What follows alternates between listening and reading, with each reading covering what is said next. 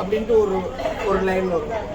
அதாவது ராவணன், அந்த ராவணனால தான் ராம அவதாரமே வந்தது, ராவணனை அழிக்கிறதுக்காக.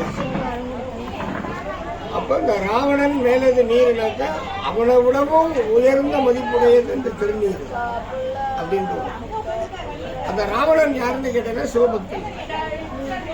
சிவனை திருக்கைலாயத்தில் நேராக போய் பார்த்து பேசிட்டு வரக்கூடிய அளவுக்கு எனக்கு 10,000 வருஷம் தவம் பண்ணியிருக்கான் சிவன். கிரண்யகசிபுன்ட்டு ஒரு கேரக்டர் உண்டு, அவனும் சிவபக்தன். இந்த அரக்கர்கள் எல்லாருமே சிவபக்தன். பெருமாளுக்கு வரம் கொடுக்க தெரியாது, சிவனுக்கு யோசிக்க தெரியாத வரத்தை கொடுத்துருவாங்க. அப்போ இதுலேருந்து என்ன தெரியறது? பக்தியோட நம்ம சாமிகிட்ட கேட்டோம்னால நம்ம சாமி யோசிக்கவே யோசிக்காது, இருந்தாலும் அதை வாங்கிட்டு நம்ம ஆடக்கூடாது. நான் தான் பெரியவன் அப்படின்னோம்னாக்க டக்குன சாமி வருவார், மண்டையில் வாங்கி ஒரு பேசாம உட்காரு. அப்போ காரணம் என்ன, இதுக்கு அர்த்தம் அப்படின்னு கேட்டேனாக்க, எவ்வளவு தெரிஞ்சதுனாலும் நமக்கு என்ன தெரியுமோ அதை 4 பேருக்கு சொல்லணும். சொன்னாதான் புண்ணியம் உண்டு. வாத்தியார்களுக்கு ரொம்ப புண்ணியம் உண்டு. ஏன் படித்ததை 10 பசங்களுக்கு சொல்லி கொடுக்குறாங்க, அப்போ புண்ணியம். நான் இப்போ எதுக்காக நான் எல்லாருக்கும் சொல்கிறது, பாட்டை இப்படி பாடு, இப்படி பூஜையை பண்ண, இப்படி சாமியை கும்பிடு, பக்தியோட இரு. நீ எப்படி கும்பிட்டா எனக்கு என்ன இருக்குது? ஆமாவா இல்லையா? நீ எப்படி கும்பிட்டாலும் எனக்கு தட்டில் காசு போட போகிற, இல்லை எனக்கு சம்பளத்தை கொடுக்க போகிறாங்க, எனக்கு காசு வர போகிறது. அப்புறம் நீ எப்படி கும்பிட்டா எனக்கு என்ன இருக்குது அப்படின்னு இருந்தேன் அப்படின்னாக்க எனக்கு புண்ணியம் வராது, காசு வரும், புண்ணியம் வராது. அப்போ ஒரு 10 பேரை வழி நடத்தினேன் அப்படின்னாக்க மேலே யமலோகத்தில் சித்திரகுப்தன் கணக்கு எழுதிட்டே இருக்கும் அன்னைக்கு. அதுக்கு தான் சொல்கிறது பாவம் பண்ணவே கூடாது. சூபரணத்தில் வரி வரும், புல்லாகி புழுவாய் பூடாய் பல் மிருகமாகி பறவையாய் பாம்பாய் கல்லாய் மனிதராய்.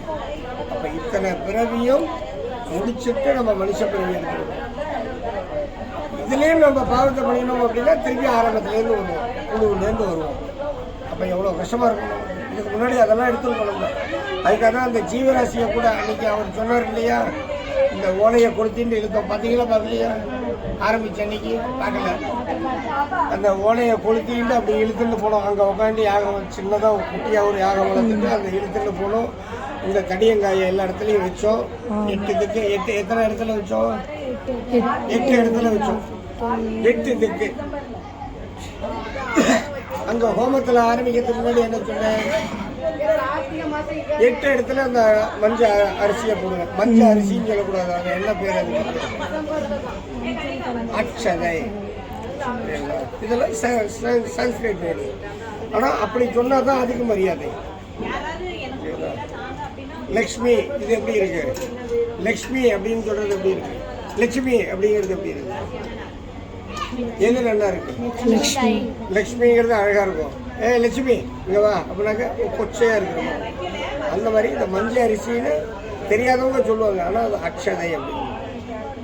அதே மாதிரி யாகம் வளர்க்கும் போது அதை வந்து நெருப்புன்னு சொல்லுவாங்க, அக்னின்னு சொல்லுவாங்க.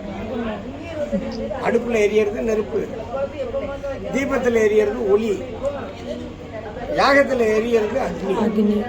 அப்போ அர்த்தம் ஒன்று தான், அதுவும் நெருப்பு தான், அதுவும் நெருப்பு தான், அதுவும் நெருப்பு தான். ஆனால் இடம் மாறும். இடம் மாறும்போது சொற்கள் மாறும்.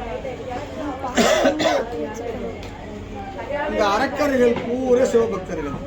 சிவன் வரத்தை கொடுத்துருவாரு. இந்த அரக்கர்கள் அட்டகாசம் பண்ணுவாங்க. அட்டகாசம் பண்ணும்போது நம்மளை மாதிரி இருக்கிற இந்த தேவர்களை வந்து துன்புறுத்துவோம். இந்த அரக்கர்களோட வேலை என்னக்க தேவர்களை துன்புறுத்துறது. அப்போ இந்த தேவர்கள் பெருமாள்கிட்ட போவாங்க, ஐயா இந்த மாதிரி இருக்கு, என்ன பண்ணுறது, வந்து காப்பாற்று. அப்போ பெருமாள் வந்து அவதாரம் எடுப்பார். அப்படி பெருமாள் மோகினி அவதாரம் எடுத்த போது தான் பத்மாசுரன் ஒருத்தன், அவன் சிவன்கிட்ட வரம் வாங்கினான். வரம் வாங்கின உடனே நான் அதை யார் தலையில கை வச்சாலும் அவன் பஸ்பம் ஆயிடணும். பஸ்பம்னா சாம்பல், சாம்பல் ஆயிடணும் அப்படின்னு சொல்லிட்டு வரம் வாங்கினான். சிவன் ஓகே அப்படின்னு கொடுத்துட்டாரு. அவன் சிவன் தலையில நான் யாரையாவது சோதிக்கணுமே, சிவபெருமானே இங்கே இந்த கைலாயத்தில் யாருமே இல்லையே, நீங்கள் தான் உட்காந்துருக்கீங்க, உங்கள் தலையில் நான் கை வச்சு பார்க்குறேன்னு கொண்டு வருவான். அப்போ சிவன் விழுந்தடிச்சுட்டு வைகுண்டத்துக்கு போவார் பெருமாள். ஐயா இந்த மாதிரி ஓடி வரான் என்னையா பண்ணுறது அப்படின்னு அவர் திரு